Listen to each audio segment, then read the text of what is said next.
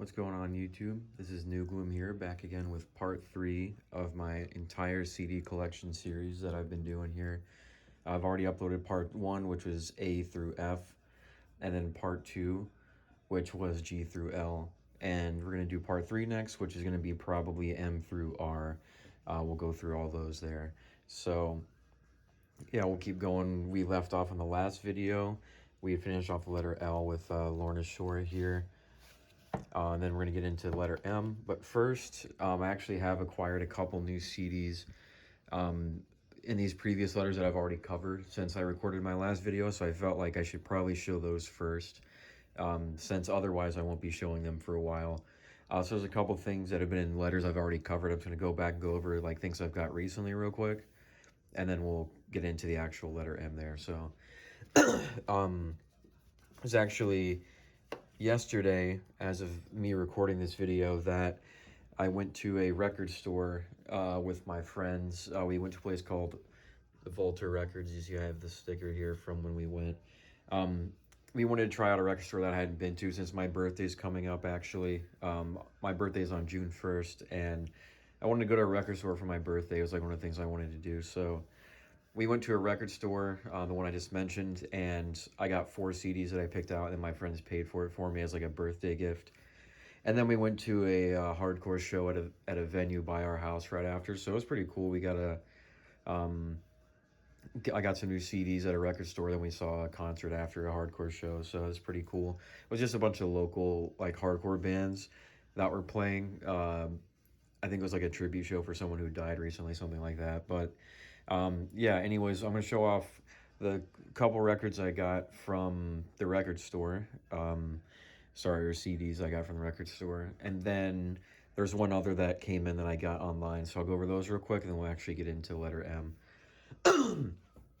So first off, was a CD I already said I was going to I was already certain I was going to end up buying in part 1. That's the new Black Veil Brides album, Vindicate. Picked this one up at the record store. This was one I knew I was going to look for since I was, wanting to pick it up anyway. So I looked for the new releases section, and it happened to be in there. So yeah, their newest album that just came out. I think it hasn't even been a month yet, right? That it's been out. I think it came out this month. But yeah, their new album. I've only listened all the way through once on YouTube, so I haven't heard the CD yet. I haven't heard a lot of the stuff I just got because I haven't had time yet. But I already knew I liked it. I really liked the singles where this came out. Vindicate, certainly. Bleeders, Hallelujah. Those 4 were really good. And Revenger was another one they put out. Was pretty good. But yeah, this album I already know I'm going to like from the singles. I need to hear the whole album again to get my final thoughts, but I knew I had to pick it up. This album is one of their heaviest, one of their best, so glad to have that. I knew I was going to pick that up. And then next, it's actually going to be in the letter D. This is the one CD I didn't get at the record store yesterday. I got this one on eBay. It's an album that I've been into for a while that I've been meaning to pick up because I've been listening to the hell out of it. And it's also an artist I never really imagined that I would ever get into, because it's not a genre I really listen to a lot. But what it is it's the group Dead or Alive with their, I think this is their 3rd album, Mad, Bad, and Dangerous to Know. Yeah, if you don't know Dead or Alive, they were an 80s like synth pop group that they're famous for really one song, which is You Spin Me Right Round Like a Record. That's the song they're most known for. And I've known that song like my whole life, but I randomly ended up, I like would listen to that song on occasion and be like, I actually kind of like this. Like, actually, like, obviously other than the nostalgia, I was like, I do genuinely like this song. And I think I just randomly started trying out some of their other stuff. I was kind of drawn to this album because of the album cover. It has like this like goth vibe to it. And I was like really surprised with it. Like songs like Then There Was You, Son of a Gun, Brand New Lover. Like I randomly realized like, oh, this is actually a good band. Like I've known that song my whole life, but this band in general is just good. So yeah, I've been listening to this album a lot. I knew I had to pick it up because it's just really good. I've been listening to, branching out to their other albums now since I have this one, but this one is really good.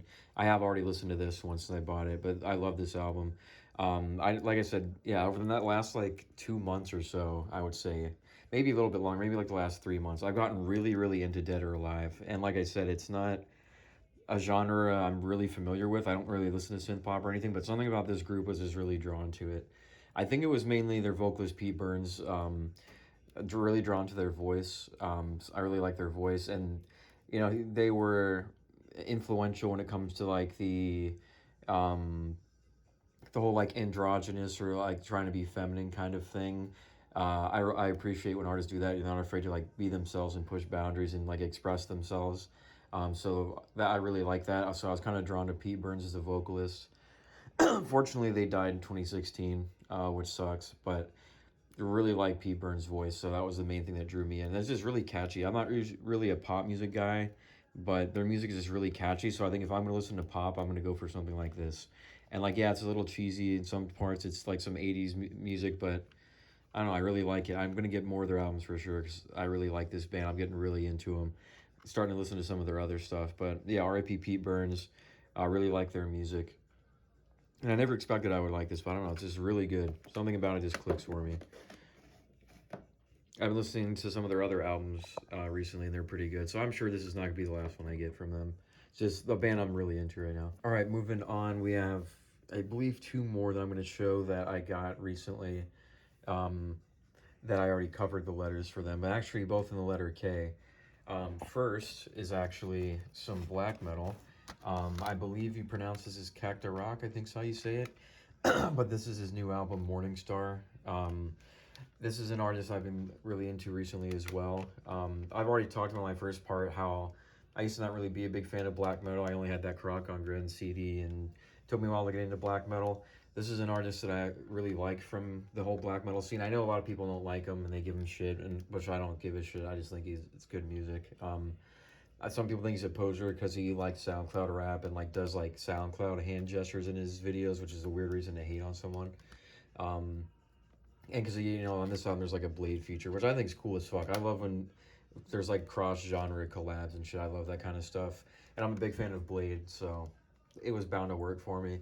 But yeah, someone who's just starting to get more into black metal. Really like this guy. I like the song Wanderer, which ended up being on this album. I think he released it a year or two before this album, but it ended up being on this, which is really cool. I own that song digitally, but now I have it on CD here on this album. There's some other songs on here just really good. I just really got into them, so I want to hear the whole thing. I haven't heard the whole thing yet, so I'm excited to do that. But there's another album I got at the record store yesterday, and it's also the second album I got yesterday that came out this year. So this one and the Black Veil Brides are both 2026 releases, so it's cool to get some new stuff. Yeah, I'm excited to listen to the rest of this because it's really good. I like the singles on here. And, you know, I know there's more through and through black metal bands out there that I need to get into, and he's a solo artist, but I really respect that he does all the stuff himself, and it's just good music, so I really fuck with it. This will be probably something that's going to be like a jumping off point for me to get a lot more into black metal, because I already know I'm going to be listening to this a lot, and maybe, help me get into other black metal artists more as well. So there's nothing wrong with having artists be a gateway to something. So yeah, I got that one, which I'm pretty excited about, and then I actually added to my Korn collection, as we saw in the last part 2. I had about, like, I believe 7 Korn CDs already, and there was one of their, like, iconic earlier albums that was notoriously missing from my collection, so I actually ended up picking that up, and that was Untouchables. One of the only, like, early Korn albums that I still didn't have. I had Issues, Follow the Leader, their early stuff, Take a Look in the Mirror, stuff like that. I just never had this one for some reason, so I finally, I saw it there. It was only $10.99 at the record store that I just mentioned, and I'm like, all right, why not? I'm gonna have Korn's entire discography at some point. I might as well just slowly chip it off. So yeah, here's the 8th Korn CD I have, and it's Untouchables. Of course, I already know the songs Here to Stay, Thoughtless, Alone I Break. I've been listening to those songs since I was a kid. But there's actually some songs on here I've never heard before, so I'm excited to get another Korn album off the list. I'm sure I'm gonna keep buying Korn CDs over time and have them all at some point, but yeah, really cool to add Untouchables because I listened to those singles a lot growing up, so finally got that covered. But other than that, there is one other CD I got at the record store that I mentioned where I got these other 3 I just showed, but it's not going to be until the letter R, which we'll get to in this video anyways, so we'll just go ahead and get to that when we get to it. So yeah, we're going to go ahead and actually get into the proper letters here. So we're going to be with letter M, and then, like I said, probably go to R. Starting off with the letter M with actually a kind of a controversial artist, one that I'm sure is going to raise some eyebrows being in my collection, but We have Machine Gun Kelly, M.D.C. We have his last like full-on rap album he did, Hotel Diablo. And then we have the Target, I believe it's the Target edition, like deluxe reissue of his pop punk album, Tickets to My Downfall. Yeah, Machine Gun Kelly, I know he's not an artist a lot of people like. I understand he gets a lot of hate. People call him a poser, and I know he's already moved on from pop punk to like some like straight up pop music. I think I haven't really heard it, so I don't know what he's doing now. But I understand he's an artist a lot of people hate. When it comes to me for Machine Gun Kelly, honestly, I will defend this album right here, Hotel Diablo. I actually think this is a good album. I always kind of knew of M.D.C, but I didn't really know much about him until the whole like M.D.C Eminem beef happened a couple years ago. And I'm someone who like I'm not really into Eminem or M.D.C, so I was not really, I didn't really give a shit about who was the better rapper, or you know, which one was getting dissed and stuff like that. I liked some songs from both of them, so it wasn't really serious to me. But of course, M.D.C got clowned on a lot after that. But I honestly, I'm not gonna lie, I thought his diss track was better than Eminem's, not in terms of like lyrical quality and like a diss, but I just thought it was a more enjoyable song. But doesn't matter, that like it's two grown men writing poetry about each other at the end of the day. I don't care about that kind of shit. But that's how I kind of got into M.D.C. And what actually really got me to start paying attention to him and actually kind of start to like him was some of the stuff he was releasing to promote this album that was coming out. He had that song Hollywood Whore, which is a more like rap rock kind of new metal-ish song that has a sample flip from Linkin Park. I believe M.D.C was friends with that band, and they let him use the sample. I can't remember what song it was, but I like that song. You know, I've already mentioned before, I'm a huge new metal guy. We talked about Linkin Park in the last part. So I was like, oh, you know, M.D.C doing like a more rap rock song. That's pretty cool. I actually like that. And then there's that song he did with Youngblood and Travis Barker. I don't really listen to Youngblood, and I'm also like kind of a casual fan of Blink-182. And I know at this point Travis Barker's been done to death with like being on all these pop, like rapper turned pop punk songs. But when that song with M.D.C came out, I Think I'm Okay, it was still kind of fresh, and I don't know, I was drawn to it. I thought it was cool to see that like cross genre collaboration, because like I said, I'm into that. So at the time, I thought that song was pretty novel and pretty cool. Then the song Candy with Trippie Redd, I liked that one right out of the gate. I'm not like a huge Trippie Redd guy, like I'm someone I've also like casually into, but I did like that song. And then El Diablo, which has a Ronnie J beat on, is just a good song. So this album, Hotel Diablo, I will defend it. I do like this one. I don't really know much of his other rap stuff, but this album I still stand by being pretty good, because it had, you know, some of the straight up rap songs, like the song like Floor 13. M.D.C actually goes in. Like a lot of people aren't going to give him credit for being a decent rapper to any extent, but he goes in on that song. I do like that song. Yeah, I kind of like this version of M.D.C the most, because there's a little bit of the rap rock on there with Hollywood Whore. Then there's the pop punk, you know, he dips his toes into it with I Think I'm Okay, but it's still more of a straight up rap album, and I do like that. And then when it comes to this Lorna Shore one's kind of in the way because it's a little sleeve here. Now, when it comes to Tickets to My Downfall, where he's like fully embraced the pop punk stuff, I'm not gonna lie, I'm not super into it anymore. There was a period when I first heard this pop punk stuff, and I'm not gonna lie, I think I kind of fell for like the nostalgia bait a little bit. I like pop punk a lot. It's a genre that reminds me of like the early 2000s and growing up as a kid. So when I saw M.D.C, who was an artist I already liked, starting to do pop punk, I was initially like, oh yeah, that's pretty cool. You know, it's pretty good. Sounds like, you know, like old Blink-182 a little bit, like older pop punk from that early days. So I don't know. I was fucked with it. I was initially really into this, and that's why I picked it up. And there was like some of the singles I was actually thinking were pretty decent songs, like Concert for Aliens. Forget Me Too's not bad, but I don't know. There was a period where I was really into this album, and then I think the novelty of it kind of wore off. Like I started to realize that it is like pretty nostalgia bait. Like he's just kind of rehashing the old pop punk sound and didn't really do much to change it. He didn't push the genre forward at all. And going back to like a little straightforward nostalgia sound, it's not bad. There's nothing wrong with that inherently. It's just I don't think M.D.C, not to hate on the guy, I don't think his voice is very strong for that genre.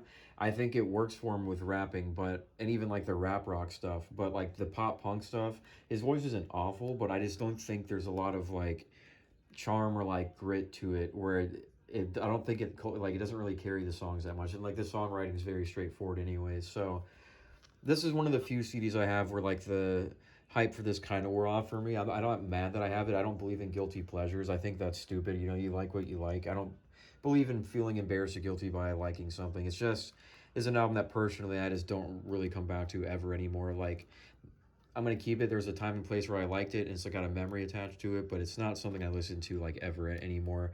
I'll go back to Hotel Diablo sometimes, but this one probably not gonna listen to that much again. Um, and then like his newer stuff, I don't care if you go and went pop. Like it doesn't bother me or anything. It's just probably not something that I'm gonna be interested in listening to. But like I said, I don't hate MGK. MGK is talented. I know why people shit on him and stuff like that, but he's not bad. I don't think he's that awful.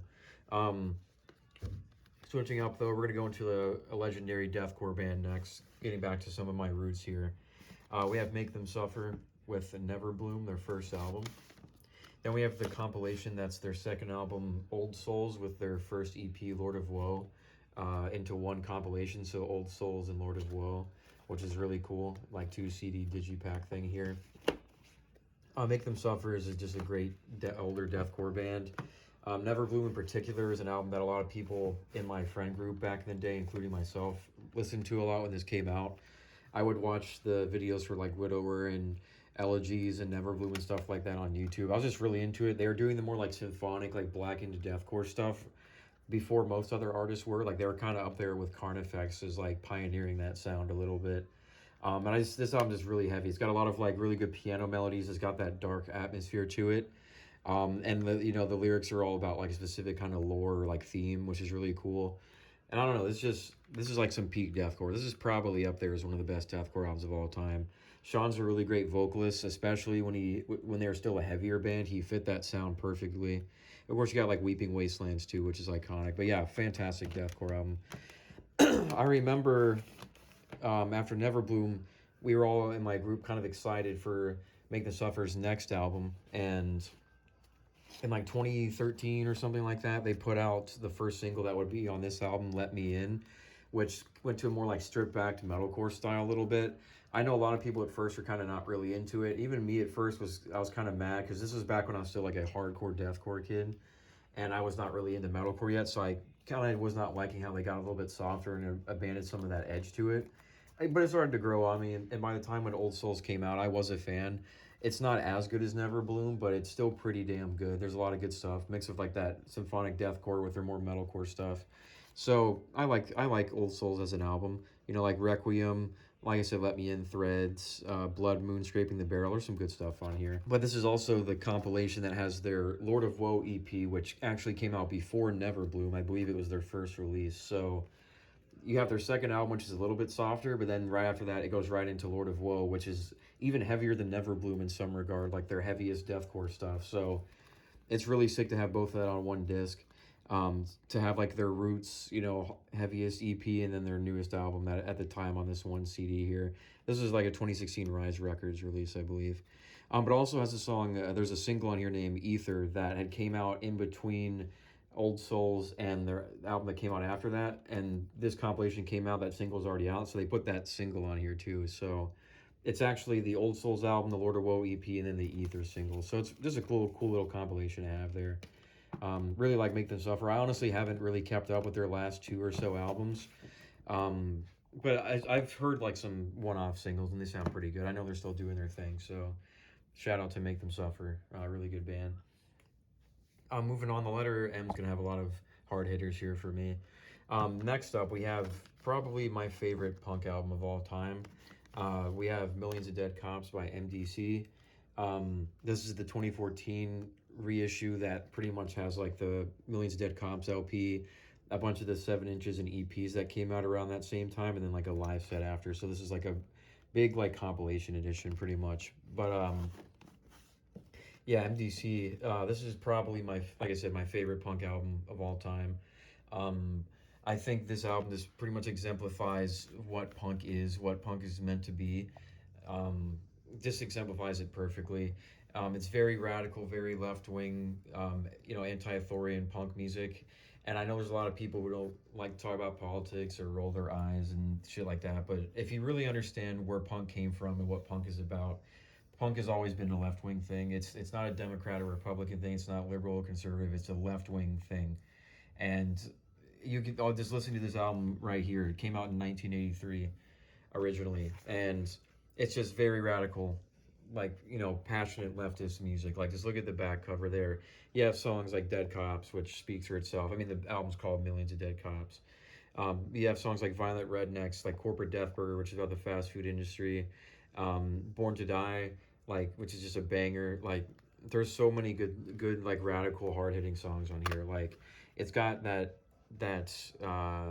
rebellious attitude to it that I think a lot of punk bands don't really like. They don't really replicate anymore. This is like just some peak shit here. I originally found this band because actually the song John Wayne Was a Nazi was in GTA 5 on the punk radio station, and I just randomly was like, damn, that's actually really good, like really heavy for GTA, and that's how I ended up finding this whole album. But songs like Dead Cops, Born to Die, like I mentioned already, or just some of the I Hate Work Too, or just some of the greatest punk songs ever made. As I mentioned in my last part, I'm a very left-wing person, so this is something that really connects with me. I really believe in the message, and just the message along with great music, it just like, elevates the music to a higher level. So really glad to have this. Like I said, one of my favorite punk albums of all time. I actually haven't heard a lot of their other stuff, but it's the fact that they're still around and still making political music, and not being afraid to speak out about shit to this day. They're still kicking all these years later is crazy. So huge respect to M.D.C. Fantastic album. Very fast, very intense, very aggressive punk music. So if you like that, something in line of like Dead Kennedys, listen to this album. This is fantastic. My favorite punk album, and sadly only more relevant lyrically over time. So yeah, great album. One of my favorite punk albums. Now we're gonna get into some more like classic metal stuff here. We have Megadeth with Rust in Peace, their iconic thrash album. What most people consider the greatest thrash album of all time. This is the remix or remastered version from 2004, I believe. So there's some extra tracks on there. And then after that, we have the album following that, Countdown to Extinction. But this is not the remastered version. This is the original. So Megadeth, they're a band, honestly, I have to be in the mood for. I already mentioned in part one when I was talking about Anthrax that I used to not really be a thrash metal guy, and it took some time to grow on me. I used to write it off as being like, old people music, stuff like that. Megadeth, I've always thought were okay. By the nature of playing a lot of Guitar Hero growing up and other games, I would just hear Megadeth all the time anyways. So, like, songs like Symphony of Destruction were in Flat Out, I believe. And then they had some other songs like Hangar 18 that were in Guitar Hero. So, like, I knew of Megadeth. But I don't know, randomly in, like, I think it was like 2013 maybe, I, like, actively tried to get myself to listen to an older band and, like, actually get into them, like, make a pretty much an active effort to try and branch out and get out of my comfort zone. I don't remember why exactly, but I went with Megadeth as the band I was going to get into, and I actually started to get into Rust in Peace. Like, it's something at the time I had never thought I was going to like. I was still a huge deathcore kid at the time, but I heard this and was like, this is not bad. The main song that kind of won me over was Holy War's The Punishment Due, which is still a great song. But like I said, I already kind of knew Hangar 18 because of Guitar Hero. Lucretia, I really like the riff on that song too. And then you got, Take No Prisoners, Tornado of Souls. I don't know, something about it just worked for me. I started to really actually enjoy it. I know it's considered one of the greatest metal albums of all time, so I'm sure that's probably partly why it helped me, get into it. But honestly, Megadeth is something I got to be in the mood for. As far as the instrumentation and guitar playing, they're fucking amazing. Like, Dave Mustaine is a fantastic guitarist. His voice, I understand why some people don't like it. I have to be in the mood for it myself. It's not something I'm always into. It can be a little out there for me and not really be my thing, but I think the instrumentation carries it for the most part. So if I'm in the mood, Megadeth can hit for me. But like I said, I got into this album for a little bit when I was actively trying to get into other genres of music and branch out. So I got Rust in Peace, and then I believe I had visited a half price books or something with my grandma at the time when I was listening to Rust in Peace a lot, and I saw they had a CD section. This was like the only thing I could find that was even potentially interesting. So I was like, you know what, I'm listening to Megadeth right now. This is the album right after Rust in Peace, and it has Symphony of Destruction on it, so I might as well pick it up. That's why it's the original version, not the remaster, because it was from that bookstore. But yeah, like I said, Symphony of Destruction, it is a great song. I've known that song most of my life. There's actually some other songs on here that I do enjoy, like Skin in My Teeth, Architecture of Aggression, Foreclosure of a Dream. I like Psychotron too, actually. I'm not gonna lie, this might be a hot take, but I might have to listen to them more to get a definite answer, but I might enjoy Countdown to Extinction more than Rust in Peace, which is crazy because I know how iconic Rust in Peace is, and you got the hits on there. And this is more of a heavy metal album than a thrash album in some ways, but I don't know, something about this album, I just really like the guitars and stuff on here. I know this is probably a hot take, but I'll end up probably getting the remastered version at some point. I know I've seen people say that the remasters of these are bad. I don't know. I don't hear really any difference. Like, but I'm not a huge like audiophile like guy who's really into sound quality and stuff. So it sounds normal to me. I've heard some people say the mixes are bad, but I don't know. I'll probably get the remastered for that at some point, so I have the extra tracks. But yeah, Megadeth. I don't know how much more I'm gonna listen to from them. They're all right. I listen to them here and there. Gotta be in the mood for them. But then moving on right after that, of course, you have Megadeth. So next up is going to be Metallica. We have Ride the Lightning, which is this is like the 2016 reissue, like gatefold digipack kind of thing. That you can get at Walmart for like $5. Like pretty much every Metallica album is there in this condition or in this like box packaging at Walmart for like $5. So yeah, Metallica. They're obviously like pretty much the metal band, like the most iconic, popular metal band of all time.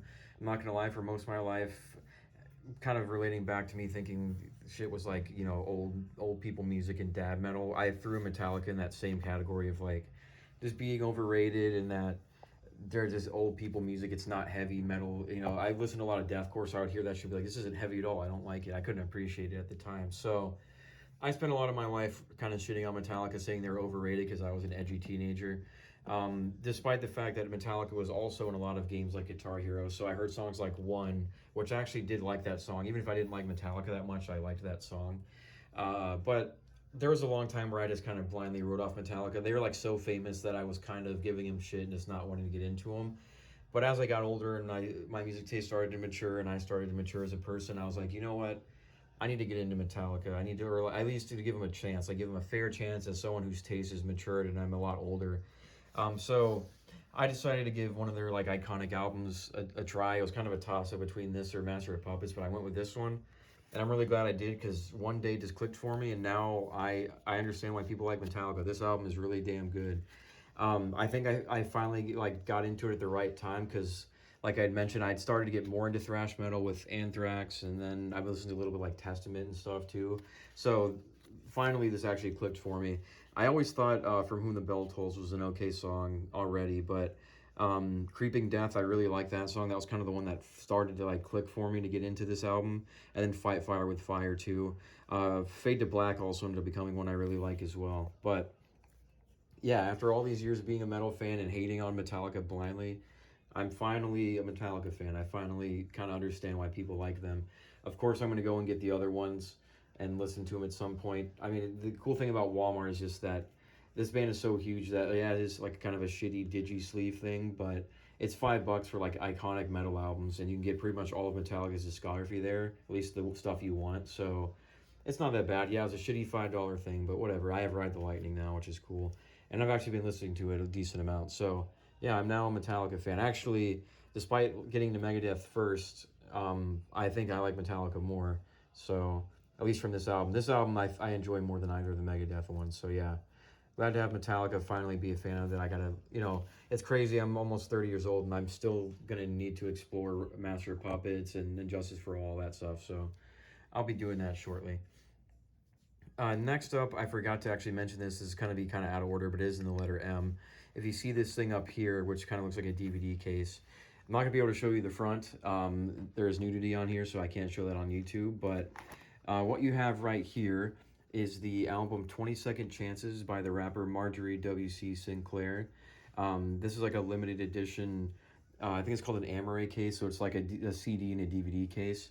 But this is going to be a little bit more of a weird one for me. And I mentioned at the beginning of part one with Acid Soldier and like how much I'm into SoundCloud rap and stuff like that.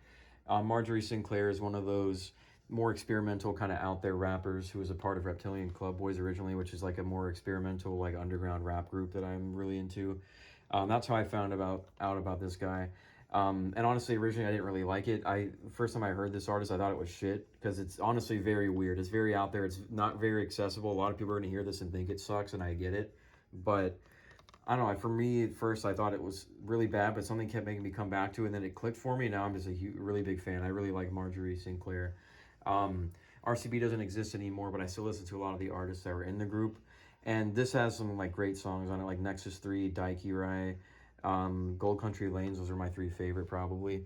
So another thing I mentioned with Acid Soldier, a lot of these artists in this realm don't make CDs, and the fact that this one exists, I had to get it because I like those songs a lot and some of the other stuff on here. So this is like a limited edition thing I picked up. There's some bonus tracks on this as well that aren't on the streaming version. They're only on the physical, which is cool. And like I said, I can't show you the artwork, unfortunately. Marjorie Sinclair makes very weird album covers, very questionable art. So it's something I can't show you on YouTube here, or I can't show you the CD either because it's also on there. But yeah, this is in a DVD case, so I got to keep it up there. But Marjorie Sinclair, if you want to try something weird and you're into rap and stuff like that, give him a chance. He kind of has like the more like Detroit sound, kind of. And I don't know, I don't really know how to explain it. It's going to be weird music. A lot of people are not going to like it, but I really like it. I really like Marjorie Sinclair. So yeah, like I said, good stuff here. I just can't show it to you, so I'm going to put it back. Hopefully you didn't see that. Anyways, yeah, we'll keep going through letter M here. We got a little bit more, and then we'll get into every other letter here that we're going to have in this part. So yeah. All right, we're going to keep moving on with the letter M here. There's going to be like me recording on the next day from previously. I was covering the Marjorie CD and the Metallica. We started the letter M here. I'm going to be recording this next day. It's daylight right now, so you might see some lighting changes, but we're going to keep going with letter M. Got a little bit more in here to go through. So next up on the list, we have the Columbus Conspiracy EP by the band Midwest Blue. This is something that's probably not going to be very known in my collection.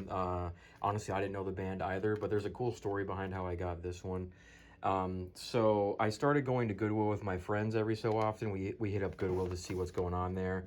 And the CD selection at Goodwill is on, as I'm trying to get this Metallica one back in order here. Goodwill's not usually known for having like a good selection of CDs. You're honestly going to see a lot of like this boring lame stuff like Christmas compilations, like greatest hits from like older country artists, stuff like that. Nothing really up my alley. Is what we usually find at Goodwill. But you know, I still check the CD selection because you never know when you'll find something. And I went to Goodwill a little bit earlier this year.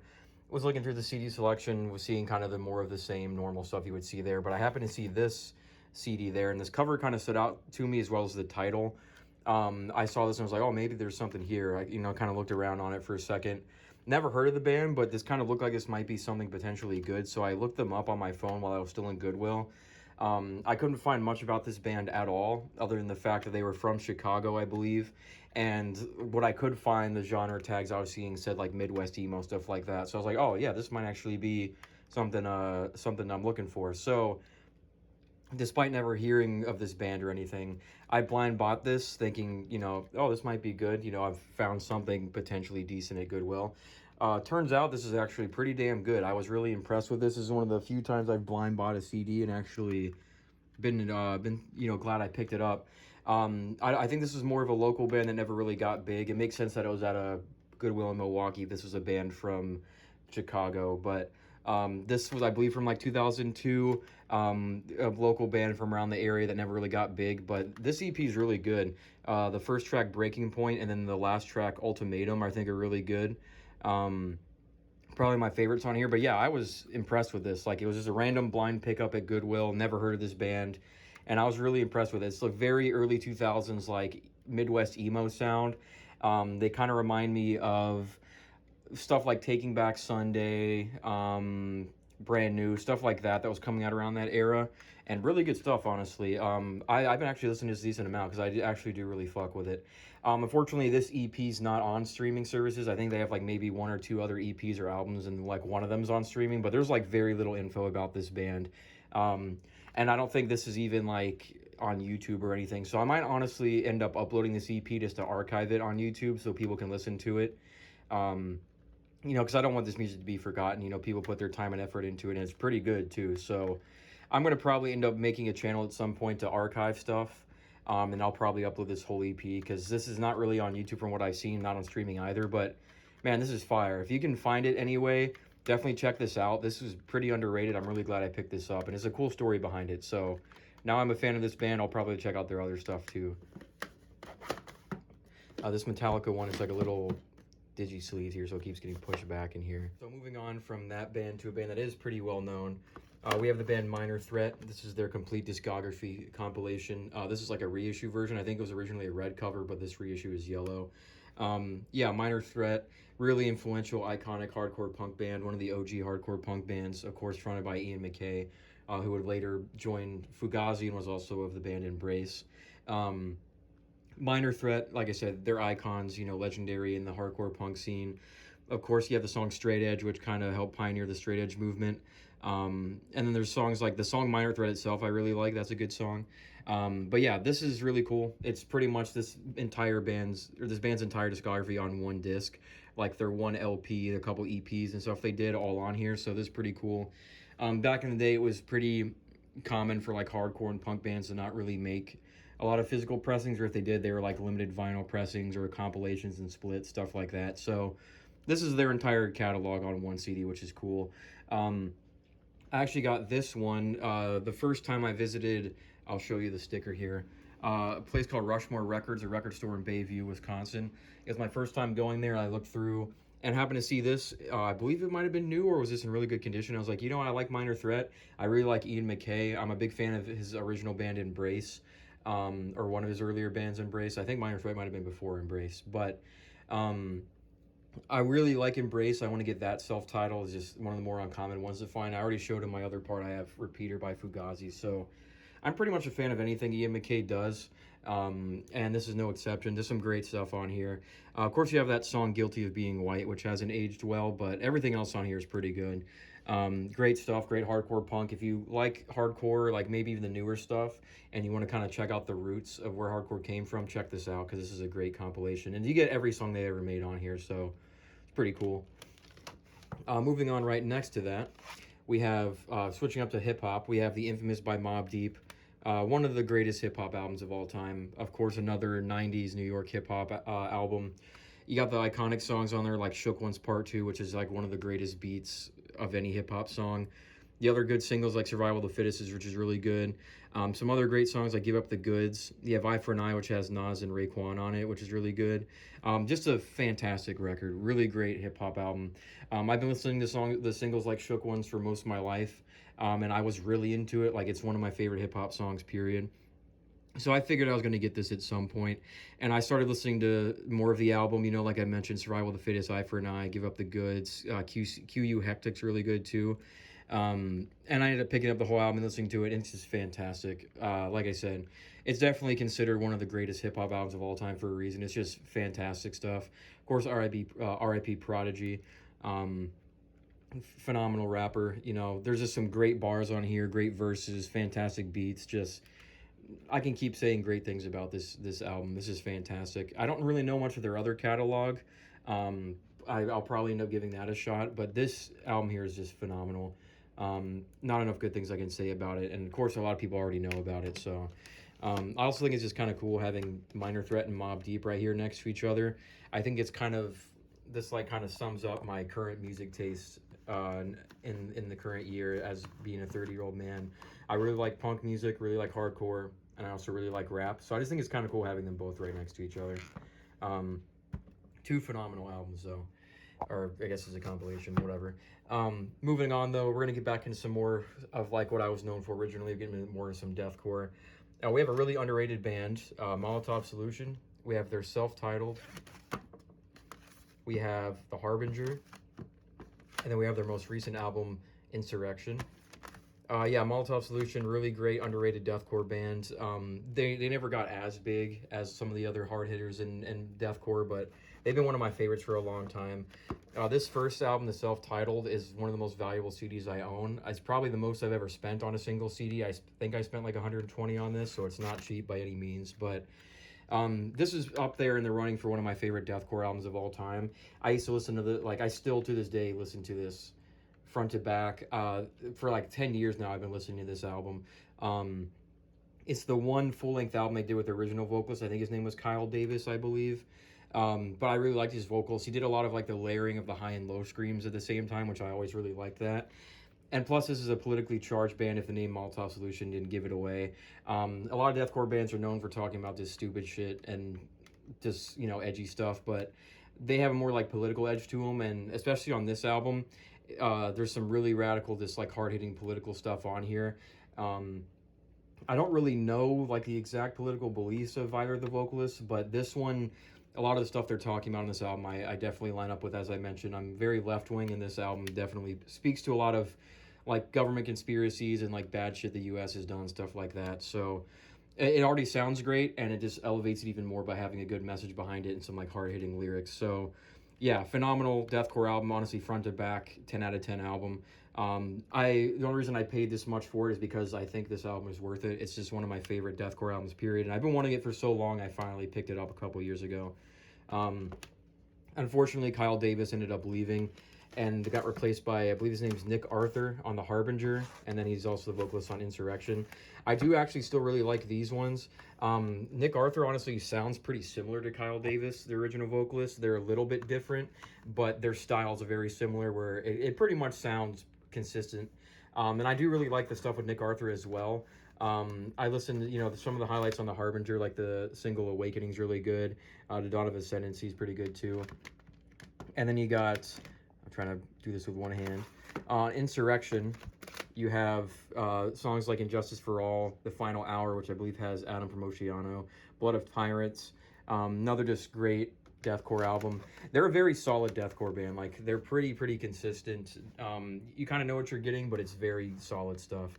As far as the lyrical content on here, I don't think the lyrics are as good as they are in the first album, because as much as the first album is kind of just like almost reading Wikipedia entries with how in-depth it gets on a bunch of political stuff, which might turn some people off, I think these two albums, the political messaging is a little bit more vague. Like, it's pretty vaguely like anti-authority and government conspiracy stuff, but I think the lyrics aren't as potent. They're a little bit more vague, which I guess can make it a little bit more accessible for people of all around the political spectrum. But I personally like the more like kind of, you know, right in your face kind of lyrical content of this album more, whereas this one still has some good lyrics on here. It's a lot more like this straight up, very vaguely anti-government posturing kind of stuff, which is not awful. It's just, it's not as, like I said, it doesn't hit as hard as his first album, but still some great stuff on here. Some really solid deathcore, great vocals, some great riffs, really good band. This is the last album they put out, but they broke up for a while, or like went on hiatus, and recently got back together and put out a new EP not too long ago, which I've heard a couple of songs on there that are not bad. Nick Arthur's still the vocalist. They also reissued this, I believe, on streaming with like a new cover, but this is the original version. Nothing's really different about it, I don't think. But yeah, Molotov Solution, great deathcore band, one of the more underrated ones, so glad to have it. Like I said, this first album I go back to a lot. This is one of my favorite deathcore albums of all time. All right, moving on to another one of what used to be one of my favorite bands, period. Still really high up there for me. We got a more bigger band here. We got Motionless in White. I pretty much have their entire discography. We have their EP, When Love Met Destruction. This is the EP version of this. Of course, this was originally a full album that was going to release on like an old label they were on, but then they got signed to Fearless, I believe it was, and kind of shortened the EP, like only took some of the songs from it and made it, or from the album and made it into an EP. And that's what this one is here. But honestly, some great stuff. Early Motionless in White, like pre-Creatures, is pretty underrated. There's some really great stuff on here, like Ghost in the Mirror, Destroying Everything, Billy and Force, You Never Saw It Coming. Some really good stuff on here. They used to be kind of more of a mix of like metalcore with like post-hardcore and emo a little bit, especially on this EP. And I really like that sound. Just some great stuff. They're very young. It's very rough around the edges, but I really like this EP. I think this is really underrated. And then, of course, you have Creatures, their metalcore debut. This is also signed by the entire band. This was signed back in like 2017, I believe. I actually didn't see them myself at the time. I had a friend named Gustavo, shout out Gustavo if you're watching, who saw Motionless in White live at some point and knew I was a big fan of him. I already had this on CD, but he offered to get another copy of Creatures and have it signed by the band and send it to me, which ended up being this. So I have another copy of Creatures I had put away somewhere, which was my original, but this is the one he sent me signed, which is really cool. They were one of my favorite bands at the time, so it was really cool that he did that for me. I ended up seeing Motionless in White live finally a couple years later, like 2024, I believe I saw them, and this was signed in 2017. But yeah, it's really cool to have this. Of course, iconic debut record for them. You got Immaculate Misconception, Abigail, really good songs like Puppets, Undead Ahead, Scissorhands, some of my favorites on here. But yeah, they're really their only record they did as a full-on metalcore band, and it's some of the best metalcore of that era for sure. I do want to one day get the deluxe version. Like there's like a UK bonus version that has the cover of Dragula on there, which I want to get for like completionist reasons. But right now I have the standard and it's signed, so I'm not worried too much about it. I'll get that at some point. And then you got their follow-up, Infamous. This is the deluxe edition, so a couple bonus songs on there. They're still pretty much a metalcore band on this one, but started to branch out to a little bit more like new metal, alternative metal, industrial stuff. And this was my favorite album for them for a long time. I really like this one. Songs like Devil's Night and Black Damask are the more metalcore ones that are really good. And then you got If It's Dead, We'll Kill It, which is really good. Hate Fuck, Under God, the song, or Underdog, sorry. The title track's pretty good. Then the bonus tracks like Fatal is really good too. Really solid follow-up for them. I think I might slightly prefer this to Creatures. I think the metalcore stuff is a little bit more strong on the first album, but I like Motionless in White mixing things up and being a lot more of like an alternative metal, like new metal band. That might be an unpopular opinion, but I still like their new metal stuff. I'm gonna repeat myself again, but I'm a huge new metal guy, so if new metal's done right, I'm always gonna fuck with it. I know a lot of people don't like anything but their metalcore stuff, but I like the band regardless. And yeah, some great stuff on here. Of course, like I said, the deluxe version for some bonus tracks on there. And then you got their third album, Reincarnate. It's the only one in a digipack for some reason. I think there was a jewel case version of this, but I only got the jewel case version, I got the digipack version for some reason. But yeah, Reincarnate, their 2014 album. This came out around the time I was actually getting into Motionless in White.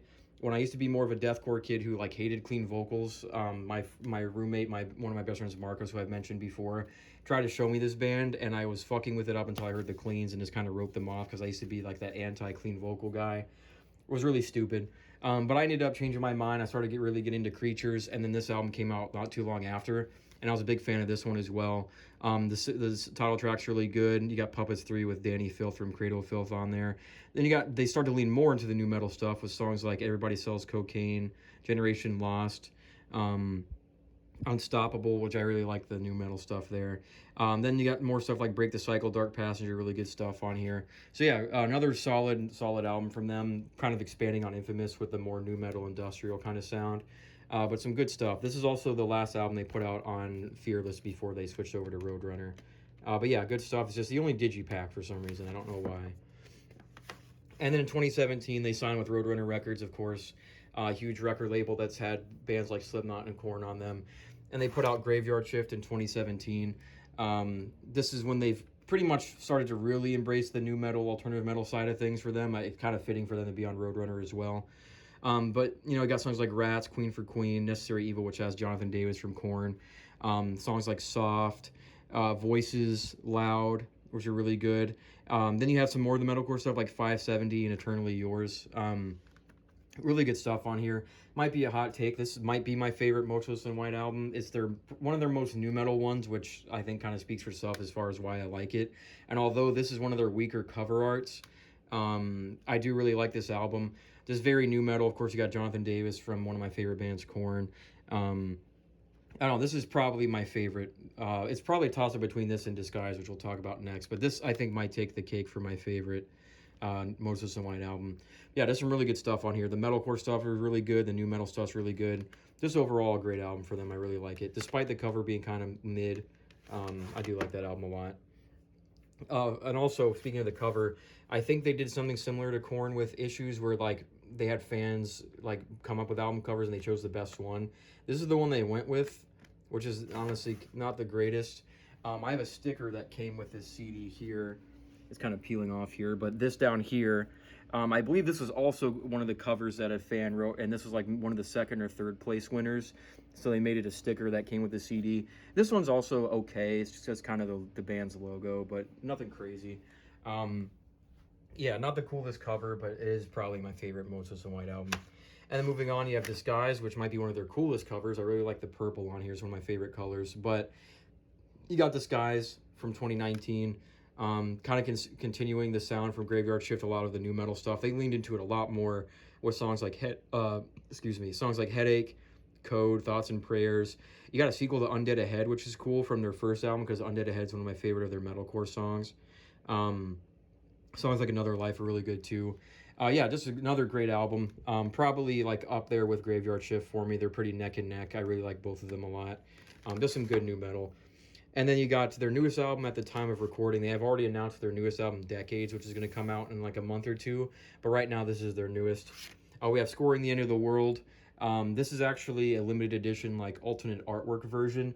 The original artwork is like that metallic hand kind of thing holding the globe or whatever. This was a pre-order I did where they had a couple different artworks that you could pre-order as like limited editions, and I chose this one because I thought the crow is pretty cool.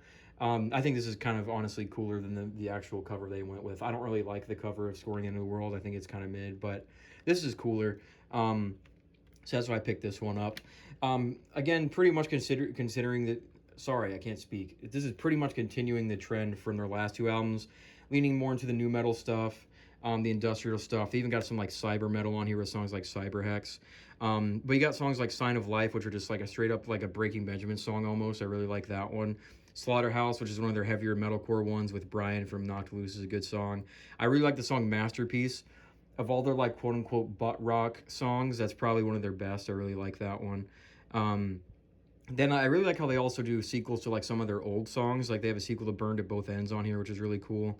But yeah, and also a song with Mick Gordon, who made the Doom soundtrack, which is really cool. Yeah, Scoring the End of the World. I don't like this one as much as Disguise and Graveyard Shift. I don't come back to it as often. But it's not a diss against the album.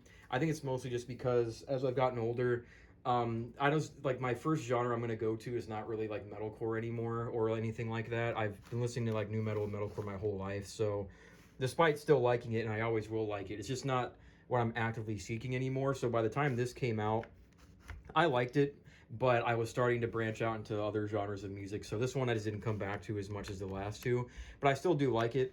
I want to get the deluxe edition since that came out, and it's got a couple extra songs on there.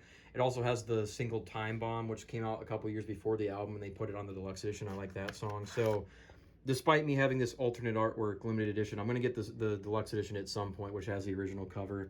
It's just not like something I'm like rushing to get. I'll be all right for now. Yeah, Motionless in White. They were one of my favorite bands for a really long time. They're still up there for me in terms of like metalcore. New metal is one of my favorites. I still really like them. They've already announced their newest album, Decades, recently, and they put out 2 singles. Afraid of the Dark, which was pretty good, like more of a return to their like more older metalcore stuff. And then the song Playing God, which actually has a feature from Corey Taylor, which is really cool. I'm very happy that band ended up getting a feature like that. They definitely deserve it. And that song's pretty good too.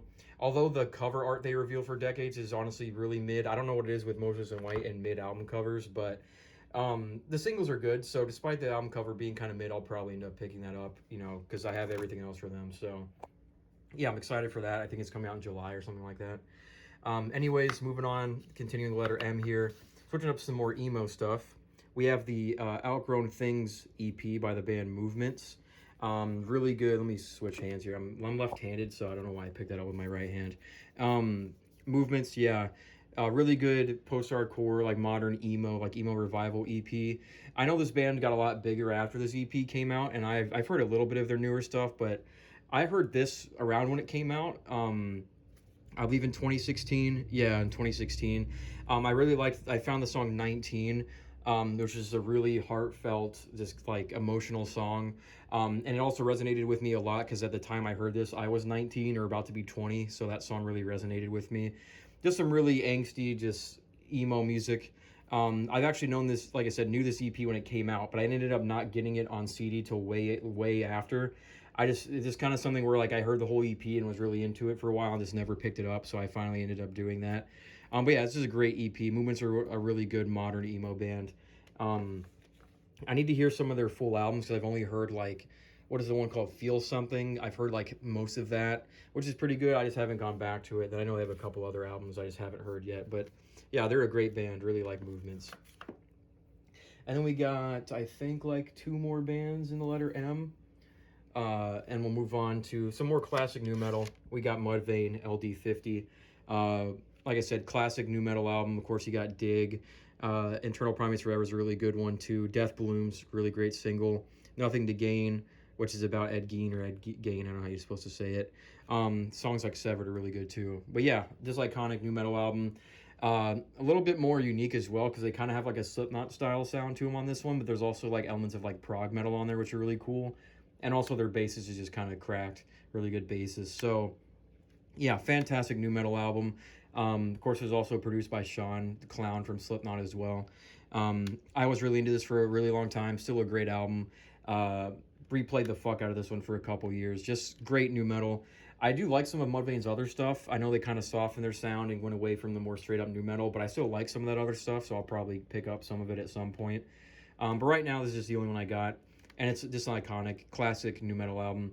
I'm glad they're back together too, because they were broken up for a really long time while their vocalist was focusing on his other band, Hell Yeah, which I don't think is that great. I'm not too big of a fan of them, but it's cool that Mudvayne got back together. I think they put out a new song. I don't remember if I've heard it yet or not, but classic nu metal record. Everyone who likes nu metal is probably already aware of this one.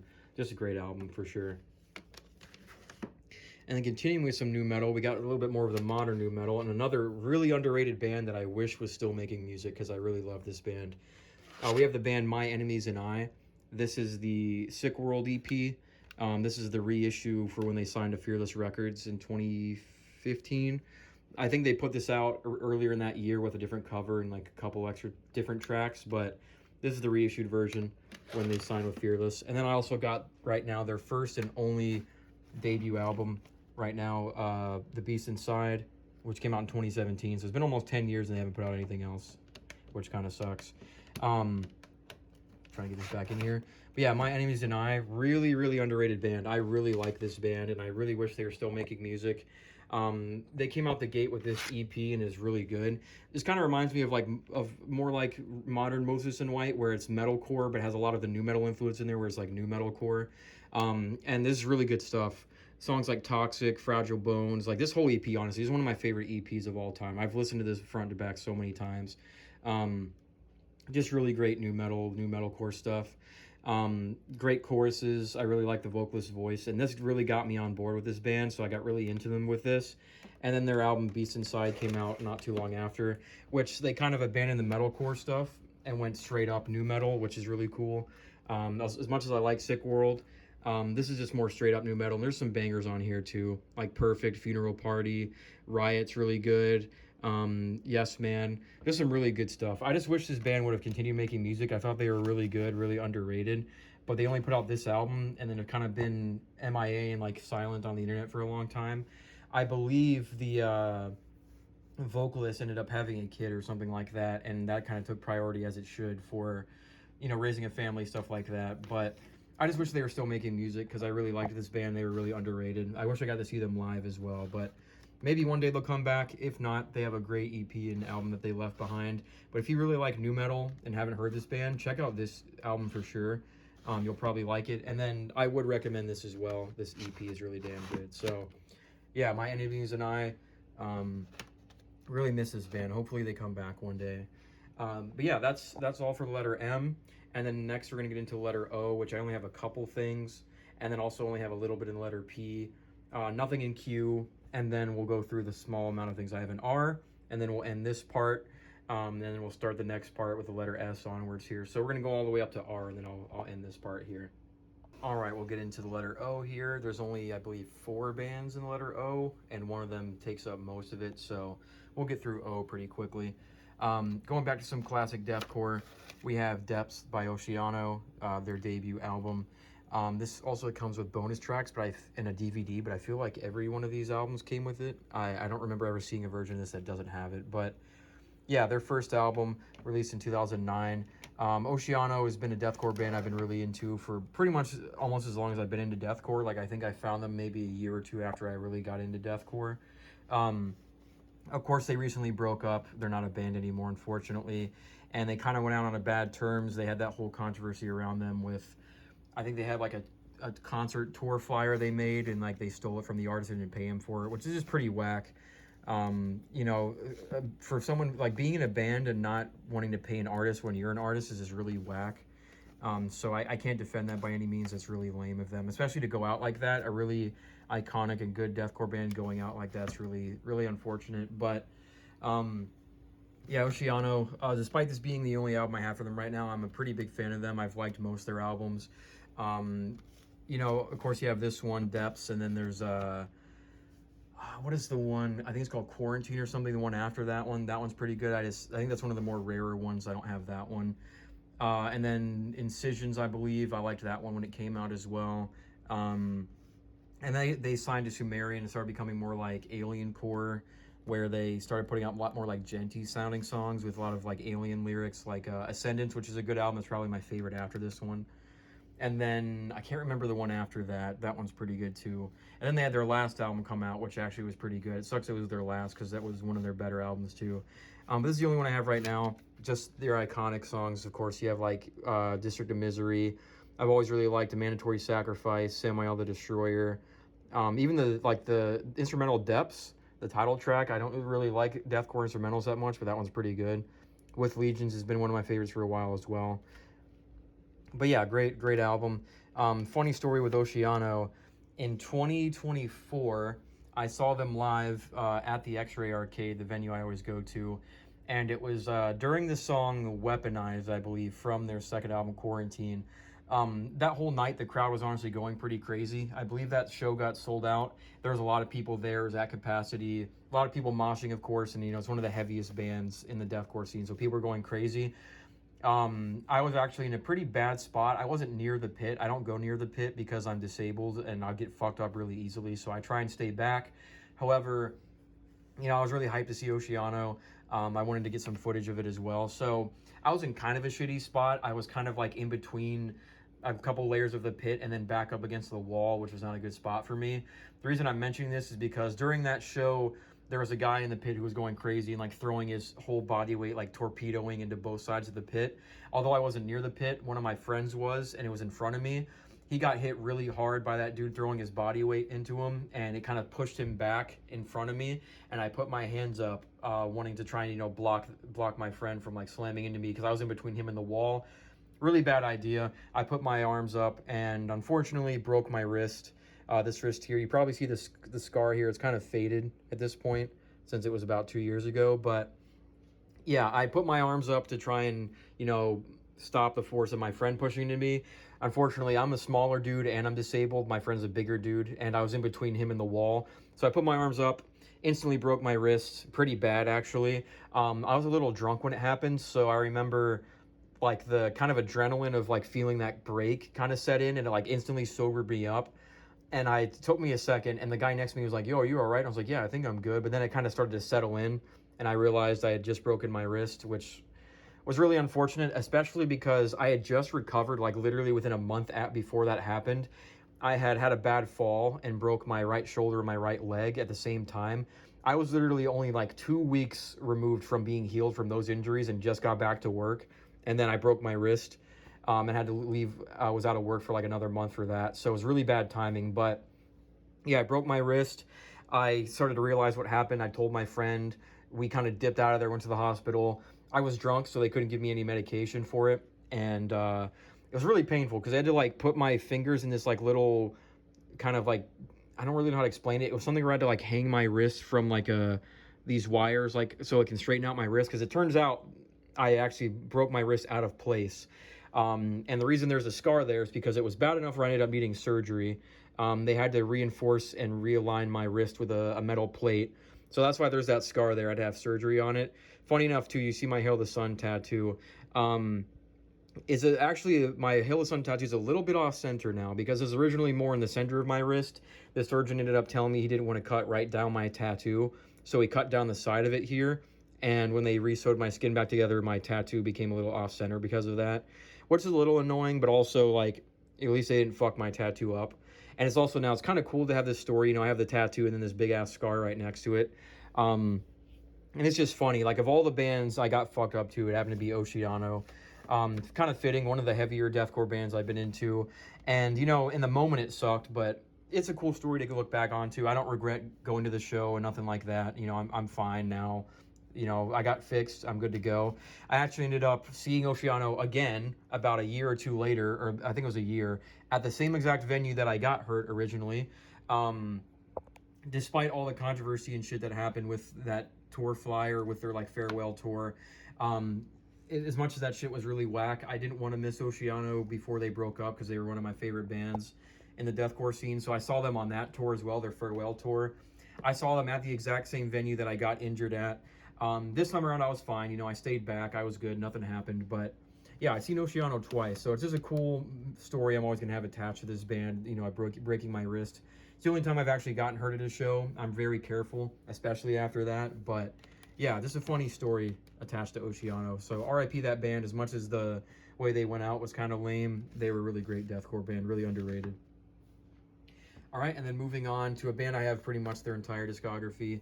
Really great band, more metalcore band here. We have Ocean's 8 Alaska. We have their Into the Deep EP, which is one of the more valuable, like, rare CDs I have. We have their first album, Lost Isles, which is just a fantastic debut. Their second album, Hikari, which is the one they did with the other James, who replaced the original James for one album.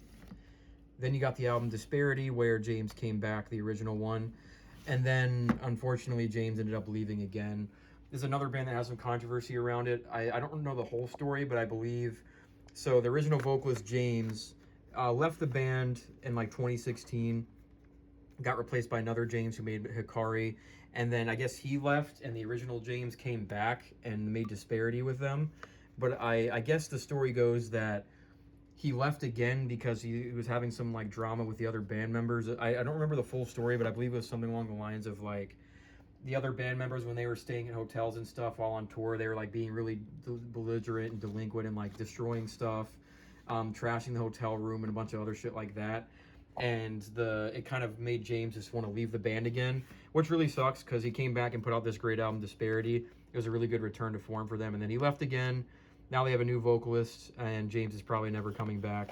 I haven't even heard the songs of the new vocalist.